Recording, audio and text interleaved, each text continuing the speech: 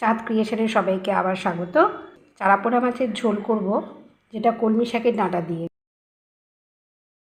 ঝোলটা করব। তার মধ্যে আমি কিন্তু দেখুন বেগুন, পটল, পেঁপে, আলু, কিছু বরবটি আর কলমি শাকের ডাঁটাগুলো কালকে সবকটা মাছে ভেজে নেবো। ফোড়ন, কালো জিরে আর সাদা জিরে দুটো কিন্তু একে একে দিয়ে দেবো। প্রথমে দিয়ে দেবো পটলটা, সব কিন্তু ভাজা ভাজা হয়ে গেছে। এবার আমি দিয়ে দেবো বরবটিগুলো। হচ্ছে দেখুন আদা বাটা, পেঁয়াজ বাটা, নুন, সাদা জিরের গুঁড়ো আর হলুদ, আর আছে কাঁচা লঙ্কা বাটা।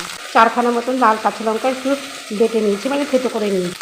এটার মধ্যে দিয়ে দেবো, সবজিটার মধ্যে দিয়ে পুরো উপকরণটা একসঙ্গে একটু জল দেবো, এই মশলা ধোয়ার বাটির জলটাই দেবো।